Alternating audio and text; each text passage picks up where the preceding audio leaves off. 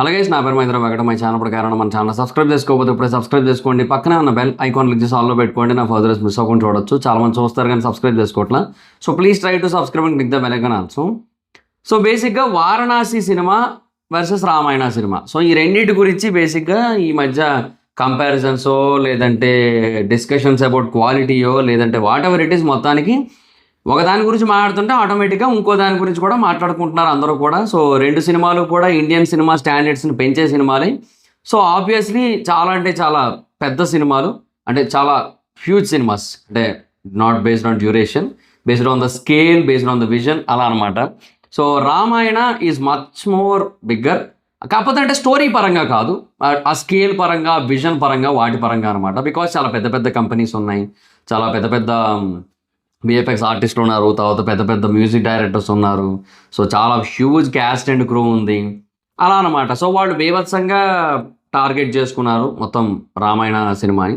India లెవెల్లో అది బేసిక్గా చాలా హ్యూజ్ లెవెల్లో కొట్టేస్తుంది. 1500 crore మినిమం కొడుతుంది అది first part, that is for sure. తర్వాత ఇంక డిపెండ్స్ అనమాట. సో ఎంత వెళ్తుంది ఏంటనేది మనం ఇప్పుడప్పుడే చెప్పలేం. కాకపోతే ఇప్పుడు బేసిక్గా రామాయణ సినిమాని కూడా వాళ్ళు ఇంటర్నేషనల్ స్టాండర్డ్స్లోనే తీస్తున్నారు. అంటే మన ఇండియా యొక్క స్టోరీని, మన ఇండియాలో ఉన్న ఇతిహాసాల్లో ఉన్న ఒక కథని ప్రపంచం ముందు పెట్టే ప్రయత్నం అది. సో బేసిక్గా ఇది వరల్డ్ ఆడియన్స్ కోసం ఎక్కువగా తీస్తున్నారు యాక్చువల్గా.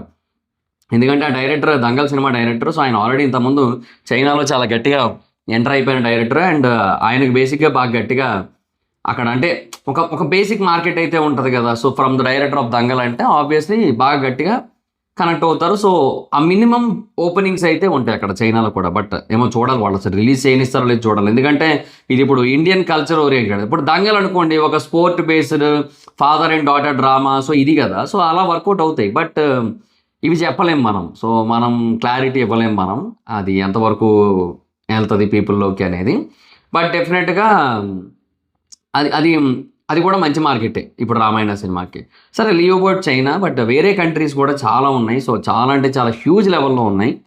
వాటన్నిటిలో కూడా రిలీజ్ జరగాలి, వాటన్నిటిలో కూడా ప్రమోషన్ జరగాలి, వాటన్నిటిలో కూడా మార్కెట్ అనేది ఎక్స్పాండ్ అవ్వాలి ఇండియన్ సినిమాలకి. సో రామాయణ ఒక పెద్ద స్టెప్ దానికి. టాక్సిక్ గురించి ఎందుకు ఫస్ట్ మాట్లాడానంటే, టాక్సిక్ బేసిక్గా ఫస్ట్ రిలీజ్ అవుతుంది అండ్ అది చాలా ఇంపార్టెంట్. సో దాన్ని కూడా గ్లోబల్ స్కేల్లో పీపుల్లోకి తీసుకెళ్ళడం కోసం, గ్లోబల్ ఆడియన్స్లోకి తీసుకెళ్ళడం కోసమే తీశారు ఇంగ్లీష్లో షూటింగ్. సో అయినా కూడా దానికి ప్రమోషన్ చేయట్లేదు. సో వీళ్ళు కూడా అంతే, వీళ్ళు కూడా దీన్ని గ్లోబల్ ఆడియన్స్ని దృష్టిలో పెట్టుకొని తీశారు. అంటే కేవలం ఇండియన్ ఆడియన్స్, ఇండియన్ మార్కెట్ని మాత్రమే దృష్టిలో పెట్టుకుంటే 4000 కోట్ల బడ్జెట్ 2 పార్ట్లకి రికవర్ కాదు, అవ్వని పని. ఎంత థియేట్రికల్ బిజినెస్ ఏ బేసిస్ మీద జరుగుతుంది? షేర్ బేసిస్ మీద జరుగుతుంది, not on gross. So share ఇప్పుడు మనకి 1500 కోట్లు గ్రాస్ కలెక్ట్ చేసినా 750 కోట్ల నుంచి 800 కోట్లు షేర్ కలెక్ట్ అవుతుంది. సో 800 కోట్లు అనుకుందాం పోనీ, 800 కోట్లు మాత్రమే బిజినెస్ జరుగుతుంది ఫస్ట్ పార్ట్కి. What about remaining 1200? 1200 ఏది మరి?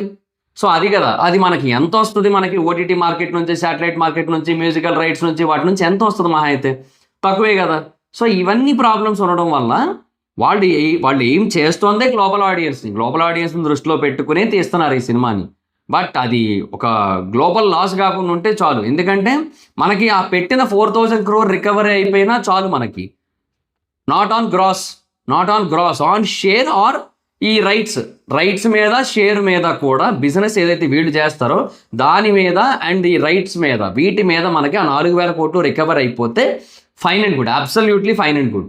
అంతకంటే ₹1 కూడా ఎక్కువ ఎక్స్పెక్ట్ చేయట్లేదు ఇప్పుడు నేనైతే. ఎందుకంటే ఇండియన్ మార్కెట్ అంత లేదు ప్రస్తుతానికి. సో గ్లోబల్ ఆడియన్స్ మీద డిపెండ్ అవ్వాలి మనం ఖచ్చితంగా. సో డిపెండ్ అయ్యి వాళ్ళ నుంచి కూడా కలెక్షన్స్ రావాలి, అలా వస్తేనే మనకి అది వర్కౌట్ అవుతుంది. సో అలాంటి ఒక సినిమా అయినప్పుడు దానికి గ్లోబల్ ఆడియన్స్కి ప్రమోషన్స్ కూడా జరగాలి కదా. సో వారణాసి యాక్చువల్గా నెక్స్ట్ ఇయర్ రిలీజ్ అవుతుంది. ఇప్పుడు నవంబర్లో ఫస్ట్ పార్ట్ రిలీజ్ అవుతుంది రామాయణది. Ramayana second part next year Deepavali టైంకి రిలీజ్ అవుతుంది. రెండు దీపావళికి అయితే రిలీజ్ అవుతున్నాయి, దివాళీ 26, దివాళీ 27. సో ఇలాగ రిలీజ్ చేసుకుంటూ వస్తున్నారు. సో అలాంటి ఒక క్లారిటీ వాళ్ళకు ఉన్నప్పుడు దివాళీకి ఇంకెన్ని రోజులు ఉంది? ఏముంది, నవంబర్లో వస్తుంది కాబట్టి దివాళీ, ఫెబ్ కాబట్టి ఒక 7 months ఉందా, 9 months ఉందా? 9 months ఉంది అనుకుందాం పోనీ. So March, April, May, June, July, August, September, October, November. So November వరకు తీసేయండి పోనీ, అక్టోబర్ వరకే చూద్దాం, 8 months అనుకుందాం పోనీ. సో ఈ 8 months ఉంది కదా. బేసిక్గా వారణాసి సినిమాకి ఇంకెన్ని రోజులు ఉంది? వారణాసి ఈవెంట్ ఎప్పుడు జరిగింది? నవంబర్లో జరిగింది. సో ఆ ఈవెంట్ని మేబీ పోనీ నార్మల్గానే కన్సిడర్ చేద్దాం మనం, అంటే ఆ ఈవెంట్ని వీళ్ళు రిలీజ్ చేసిన కంటెంట్తో సమానంగా కన్సిడర్ చేద్దాం పోనీ. సో అలా అనుకుంటే ఏదైతే తర్వాత జరుగుతున్న మార్కెటింగ్ ఉందో, తర్వాత జరుగుతున్న ప్రమోషన్స్ ఉందో, వారణాసి నగరంలో ఏప్రిల్ 7 కోసం ఇప్పటి నుంచే ఫ్లెక్సీలు పెట్టడం అనేది ఏదైతే ఉందో, గ్లోబల్ పేజెస్ నుంచి వారణాసి గురించి ఇప్పటి నుంచే ట్వీట్స్, ఇప్పటి నుంచి రియాక్షన్స్ రప్పించడం ఏదైతే ఉందో, అవతార్ సినిమా రిలీజ్ టైంలో వారణాసి ప్రమోషన్ ఏదైతే జరిగిందో, అంటే రాజమౌళి గారు ఇక్కడ దాన్ని ప్రమోట్ చేశారు అవతార్ని. సో వారణాసి సినిమా ఆ టైంలో కూడా మార్కెటింగ్ చేయబడింది, కొంత మాట్లాడడం జరిగింది దాని గురించి. జేమ్స్ క్యామరూన్ వచ్చి వారణాసి షూటింగ్లో సెకండ్ యూనిట్ డైరెక్టర్ లాగా వచ్చి కొన్ని షార్ట్స్ తీస్తా అనడం, ఇట్లాంటివన్నీ జరిగినాయి. సో వారణాసి ప్రమోషన్ ఎప్పటి నుంచో జరుగుతోంది, నవంబర్ నుంచి పీక్స్లో జరుగుతోంది. వీళ్ళు కంటెంట్ రిలీజ్ చేశారు, నేను కాదనట్లేదు, కానీ ఆ తర్వాత పడుకుండిపోయారు మళ్ళీ మొత్తం. బ్యాక్గ్రౌండ్లో షూటింగ్ వర్క్ నడుస్తూ ఉండొచ్చు, నేను కాదన్ను, కానీ where is the marketing, where is the promotion, where is the pull, where is the penetration, అది ఏది పీపుల్లోకి వెళ్ళడం ఏది, అది లేదు, అది కనబడట్లేదు నాకు. అది ఏమైందంటే తెలియట్లేదు. బట్ నాకున్న ఒక థియరీ ఉంది నా దగ్గర. అదేంటంటే వీళ్ళంతా కూడా ఈ హీరోల వేరే సినిమాల కారణంగా ఇప్పుడు ప్రమోషన్స్ చేయట్లేదు.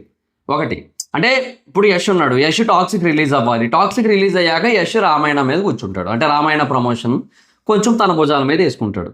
తర్వాత రణబీర్ కపూర్ ఎందుకు ప్రమోట్ చేయట్లేదు దాని గురించి అసలు ఎక్కడా కూడా ఎక్కువ మాట్లాడట్లేదు. ఎందుకు అంటే రణబీర్ కపూర్ది లవ్ అండ్ వార్ ఉంది ఇప్పుడు, సంజయ్ లీలా బన్సాలీది. So Sanjay Leela Bhansali love and war అనేది చాలా ఇంపార్టెంట్, రణబీర్ కపూర్కి చాలా ఇంపార్టెంట్ సినిమా అది. ఎందుకంటే యానిమల్ సినిమా తర్వాత మనోడికి ఆ స్టార్డమ్ని నిలబెట్టుకోవడం అనేది చాలా ఇంపార్టెంట్ అయ్యింది. అండ్ అలా నిలబెట్టుకోవడం కోసం దానికి తగ్గ సినిమాలు చేయడం కూడా చాలా ఇంపార్టెంట్ అయ్యింది కదా. సో దానివల్ల ఈ లవ్ అండ్ వార్ చాలా ఇంపార్టెంట్. రామాయణ పార్ట్ 2, బ్రహ్మాస్త్ర పార్ట్ 2, యానిమల్ కింగ్డమ్, ఇది వేరే, మళ్ళీ ఇది వేరే లైనప్ ఉంది మనోడిది. యానిమల్ 3 పార్ట్లు తెలిసిందే ఇంకా మనకి.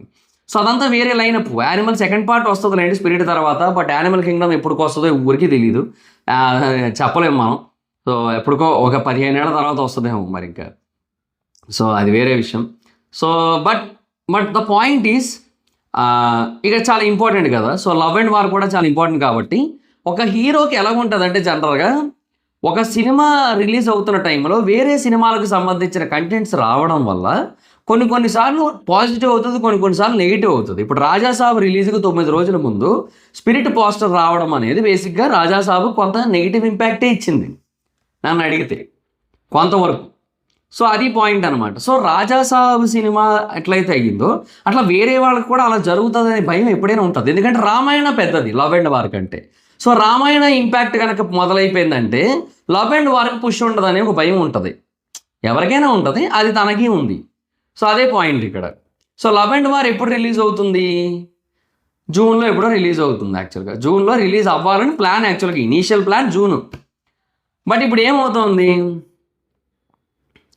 జూన్లో కాదు, జూలైలో కాదు, ఆగస్ట్లో రిలీజ్ చేద్దాం అంటున్నారు సంజయ్ లీలా బన్సాల్. బికాజ్ ఆయనకి టైం కావాలంట కొంత, ఇంకా నేను సాటిస్ఫై కాలేదు, ఇంకా కొంతవరకు టైం కావాలి నాకు పోస్ట్ ప్రొడక్షన్, ప్యాచ్ వర్క్స్ అవన్నిట్లో కూడా. సో నేను ఈ సినిమా పరంగా సాటిస్ఫై అవ్వాలంటే నాకు ఆగస్టుకు రిలీజ్ కావాలంటున్నాడు ఆయన. ఈయన బాధ ఏంటి, రణబీర్ కపూర్ది, ఇప్పుడు నువ్వు ఆగస్టులో సినిమా రిలీజ్ చేస్తావు, బాగానే ఉంది. సెప్టెంబర్, అక్టోబర్ 2 నెలల గ్యాప్లో నేను రామాయణ లాంటి పెద్ద పిక్చర్ని నేను రిలీజ్ చేయాలా, కష్టం కదా, ఆడియన్స్ రారు కదా, అదొక పాయింట్ ఉంది. తర్వాత మళ్ళీ ఇంకొకటి, ఆ థియేటర్లు దొరకడం కూడా అంత ఈజీ కాదు. మళ్ళీ ఇప్పుడు 2 సినిమాలకి కూడా ఒక హీరోకి 2 ఇంపార్టెంట్ డేట్స్లో థియేటర్లు ఇవ్వాలంటే కూడా కొంచెం వెనకడికి వేస్తారు, ఎంత కాదని, ఎందుకంటే వేరే సినిమాలు కూడా చాలా ఉంటాయి కాబట్టి. సో అదొకటి ఉంటుంది. సో నీకు జూను పర్ఫెక్ట్ డేటు, సో దానికి రిలీజ్ చేసుకుంటే నాకు జూలై, ఆగస్ట్, సెప్టెంబర్, అక్టోబర్ 4 నెలలు గ్యాప్ ఉంటుంది మధ్యలో. సో నేను నవంబర్లో రామాయణ రిలీజ్ చేసుకోవచ్చు, నేను దాని గురించే ఫోకస్ చేయొచ్చు, ఇది నా క్లారిటీ అని చెప్పి ఆయన ఉన్నాడు. బట్ సంజయ్ లీలా బన్సాలీకి ఏమో డేట్ కావాలంటాడు. సో ఈ క్లాష్ ఇంకా నడుస్తుంది, మరి ఇంకేమో క్లారిటీ లేదు ప్రస్తుతానికి, అది ఎప్పుడు వస్తుందో ఏంటో. సో యాక్చువల్గా అది ఎప్పుడు రావాలి తెలుసా, మార్చ్ 19th రావాలి love and war. March 19th రావాల్సిన సినిమా అది మార్చ్ నుంచి జూన్కి పోస్ట్పోన్ అయింది, ఇప్పుడు జూన్ నుంచి ఆగస్ట్ అంటున్నారు. సో అట్లా అయిపోయింది పరిస్థితి, ఇంకా అక్కడ ఏం చేస్తాం. సో ఇప్పుడు అది రిలీజ్ అయ్యేంత వరకు రామాయణ గురించి మాట్లాడకూడదు, ఎందుకంటే రామాయణ గురించి మాట్లాడితే లవ్ అండ్ వార్ గురించి ఎవరు పట్టించుకోరు. లవ్ అండ్ వార్ చాలా లిమిటెడ్ కలెక్షన్స్తో ఆగిపోద్ది, అలా ఉండకూడదు కదా. మళ్ళీ ఇప్పుడు యానిమల్ తర్వాత గ్రాఫ్ అనేది పెరగాలి ఆర్ బ్యాలెన్స్డ్గా ఉండాలి, కొంచెం తగ్గినా సరే ఒక 300 అబోవ్ ఉండాలి మినిమమ్, 300 400 నెట్ ఉండాలి మినిమమ్. అలా ఉంటే okay, fine and good. But మరి 150 200 దగ్గర ఆగిపోతే అది మార్కెట్ పడిందనే భ్రమలోకి వెళ్తుంది మండి. ట్రేడ్ అలాగే బిహేవ్ చేస్తుంది, ట్రేడ్ అట్లాగే ఆలోచిస్తుంది. సో ఇలాంటి ప్రాబ్లమ్స్ ఉన్నాయి కాబట్టి ఆయనకి ఈ లవ్ అండ్ వార్ అనేది ఒక పెద్ద ఆబ్స్టాకిల్ అయిపోయింది ఇప్పుడు. సో ఇప్పుడు యష్కి ఏమో టాక్సిక్, ఆయనకేమో లవ్ అండ్ వార్. ఈ 2 సినిమాలు ఉండడం వల్ల వాళ్ళు మార్కెట్ చేయట్లేదు. సో టాక్సిక్ తర్వాత యష్ మేబీ మార్కెట్ చేస్తాడు, అండ్ లవ్ అండ్ వార్ తర్వాత రణబీర్ కపూర్ చేస్తారు. ఏముంది ఈవిడది, ఏముంది సాయి పల్లవి గారిది ఎలాగో పెద్ద ప్రాబ్లం ఏం లేదు. ఆవిడ మటుకు ఆవిడ వస్తుంది, ప్రియమిథునం మనల జత కూడే అని పాడేసి వెళ్ళిపోద్దాడు. ఆవిడది ఉండదు పెద్దగా. సో ఆవిడ ఎందుకంటే ఇంపాక్ట్ కూడా తక్కువే, ఇంపాక్ట్ వీళ్ళిద్దరిదే ఎక్కువ ఉంది, అది మెయిన్ మ్యాటర్. సో యా అంతే. సో అది సిచ్యువేషన్. సో అది మేజర్ రీజన్ అనుకుంటున్నాను నేనైతే రామాయణ ప్రమోషన్ జరగకపోవడానికి. అండ్ రెండోది, వారణాసి కంటెంట్ చూసిన తర్వాత మేబీ ఎక్కడో వాళ్ళకి ఇంకా ఏదో బెటర్గా ఇవ్వాలి అనే ఆలోచనలో ఉన్నారేమో అనిపిస్తుంది నాకైతే మాత్రం. I felt like that, I'm feeling like this. Maybe ఇది నిజం అవ్వచ్చు కాకపోవచ్చు, if it is true or not, but I'm feeling like this.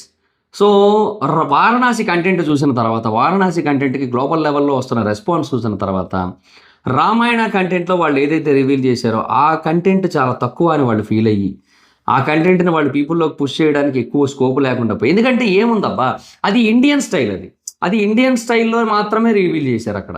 So Ranbir కపూర్ని ఇట్లా పెదాలు మాత్రం చూపించి ఇట్లా గాల్లోకి ఎగిరి పాడం వేసేది అదొకటి చూపించారు. యష్ని కళ్ళు మాత్రమే చూపించారు, ఒక క్లాత్తో అట్లా ఉండదు, అదొకటి చూపించారు. సో ఇవే చూపించారు. So these are for Indian content, these are for Indian audience. Indian ఆడియన్స్కి తగ్గట్టు మాత్రమే చూపించారు. హ్యాన్స్ జిమ్మర్ ఇవన్నీ కూడా మనకే పెద్ద స్థాయిలో అనిపిస్తాయి. డిఎన్ఈజీ అనేది ఓకే, డిఎన్ఈజీ హ్యాన్స్ జిమ్మర్ ఈ రెండు కూడా ఇంటర్నేషనల్ ఆడియన్స్ కూడా కొంచెం అట్రాక్టివ్గా ఉంటాయి, నేను కాదను. But is it enough? No.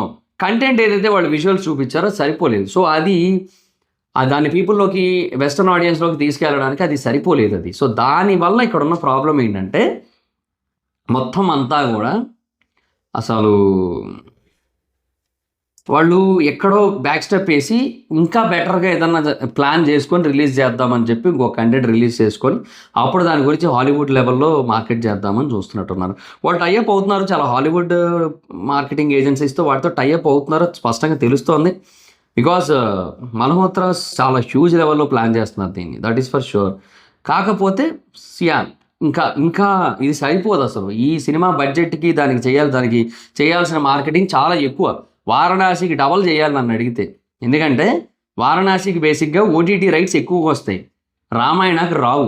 ఎందుకంటే రామాయణకి హిందీ మార్కెట్ మాత్రమే ఉంటుంది, వారణాసికి అట్లా కాదు. వారణాసికి ఇండియా వైడ్ మార్కెట్ ఉంటుంది, and of course Kannada market కూడా ఉంటుంది, తెలుగు మార్కెట్ కొంత ఉంటుంది, నేను కాదన్ను. వారణాసికి రామాయణకి because of Yash Kannada market ఉంటుంది ఓటీటీలో, and because of Ranbir and director and Sai Pallavi వల్ల తెలుగులో కొంత ఉంటుంది, యష్ వల్ల తెలుగులో ఉంటుంది, రణబీర్ కపూర్ వల్ల తెలుగులో ఉంటుంది. సో ముగ్గురు వల్ల సిమిలర్ ఇంపాక్ట్ ఉంటుంది తెలుగులో, తమిళ్లో పెద్ద ఉండదు. But comparatively Varanasi will get more market in OTT.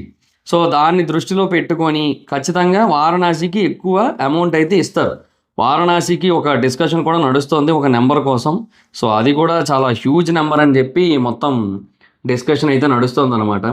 So అంత హ్యూజ్ నెంబర్ అయితే వారణాసికి ఓటీటీకి వస్తుంది, బట్ అది దీనికి జరగదు కదా రామాయణకి. సో ఓటీటీ మార్కెట్స్ కూడా ప్రాబ్లం. ఎందుకంటే రాజమౌళి గారి పేరు మీద నెట్ఫ్లిక్స్లో RRR ఏదైతే సెన్సేషన్ క్రియేట్ చేసిందో, అండ్ దాన్ని సీఈఓలే ప్రమోట్ చేశారు అప్పట్లో దాన్ని. సో అలా జరిగింది కాబట్టి ఫర్దర్గా ఏమవుతుందంటే ఈ వారణాసికి కూడా ఆ ఓటీటీ మార్కెట్ పీక్స్ ఉంటుంది, వెస్టర్న్ ఆడియన్స్లో బీభత్సంగా వెళ్తుంది. సో అది ఉంటుంది, సో ప్రైస్ ఎక్కువ ఉంటుంది. సో రామాయణకి ఓటీటీ ప్రైస్ తక్కువ ఉంటుంది. అట్లాంటప్పుడు శాటిలైట్ ప్రైస్ మేబీ కొంచెం బెటర్గా ఉండొచ్చేమో. But what about theatrical share? అది ఎంత ఉంటుంది మహా అయితే? తక్కువే కదా. సో వాళ్ళు ఇంకా ఎక్కువ ప్రమోషన్ చేయాలి వెస్టర్న్ ఆడియన్స్ కోసం, వెస్టర్న్ పీపుల్ దృష్టిలో పెట్టుకొని చేయాలి, వెస్టర్న్ పీపుల్లోకి ఆ కంటెంట్ డెలివర్ చేయాలి. ఏవేవో ఛానళ్ళు పోస్ట్ చేస్తున్నాయి వారణాసిని, జాపనీస్ పేజీలు పోస్ట్ చేస్తున్నాయి, కొరియన్ పేజీలు పోస్ట్ చేస్తున్నాయి, హాలీవుడ్లో ఉన్న పెద్ద పెద్ద పెద్ద పెద్ద మీడియా పేజెస్ ఉంటాయి ట్విట్టర్లో, వాటిలో 2 million 3 million ఫాలోవర్స్ ఉండి మొత్తం అంతా కూడా కంప్లీట్గా సినిమాల గురించే ఉండే కంటెంట్స్ ఉన్న పేజెస్ ఉంటాయి, వాళ్ళందరూ పోస్ట్ చేస్తున్నారు. It is all happening, it's not happening with Ramayana. అది సో ఇది ప్రాబ్లం అవుతుంది, పెద్ద ప్రాబ్లం అవుతుంది. సో పార్ట్ 1 మరీ కనీసం 1500 కోట్లు గ్రాస్ చేసి ఇండియాలో వరల్డ్ వైడ్గా కనీసం ఒక 500-600 కోట్లు, ఇంకెక్కువే 700 కోట్ల దాకా వరల్డ్ వైడ్ గ్రాస్ కనుక చేస్తే okay, there is a hope. సంభవం. పార్ట్ 2కి ఓటీటీ మార్కెట్, శాటిలైట్ మార్కెట్ ఎక్కువ వస్తుంది. బట్ అది ఏం దానికి మీరు ఎంత ప్రమోషన్ చేయాలనేది అర్థం కావట్లేదు వాళ్ళకి. ఏమో వాళ్ళకి ఏం చేస్తారో అర్థం కావట్లేదు. సో లెట్స్ సీ, చూద్దాం ఏంటి మరి సిచ్యువేషన్ అనేది. So that's it guys. Me opinion ఏంటి? రామాయణ టీమ్ అసలు ఆ 4,000 కోట్లు రికవర్ చేస్తుంది అనుకుంటున్నారా? ఆ 2 పార్ట్లు కలిపైనా సరే.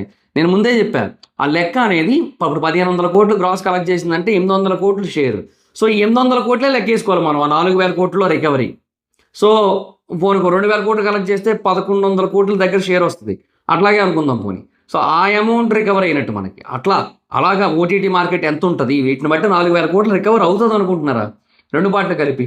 కింద కామెంట్ సెక్షన్లో చెప్పండి. Maybe Ranbir Kapoor in Hindi, Yash in Kannada and pan India, Sai Pallavi in Telugu, అందరూ ఉన్నారు, సన్ ఇండియాలో ఉన్నారు, చాలామంది ఉన్నారు. బట్ రికవర్ అవుతుందా? What's your hope? What's your analysis? కింద కామెంట్ సెక్షన్లో చెప్పండి. So that's it guys, the video కనుక మీకు నచ్చినట్టయితే లైక్ చేసి వీడియో షేర్ చేయడం కైనా మన ఛానల్ సబ్స్క్రైబ్ చేసుకోకపోతే ఇప్పుడు సబ్స్క్రైబ్ చేసుకోండి. పక్కనే ఉన్న బెల్ ఐకాన్ క్లిక్ చేసి ఆన్లో పెట్టుకోండి. నా ఫర్దర్స్ మిస్ అవ్వకుండా చూడొచ్చు. చాలా మంది చూస్తారు కానీ సబ్స్క్రైబ్ చేసుకోవట్లా. So please try to subscribe, click the bell icon also. నా ఇన్స్టాగ్రామ్ ఐడి ద్వారా మీ ఇద్దరు అక్కడ వచ్చి ఫాలో అవ్వచ్చు. Thank you so much. Meet at next video. Bye by.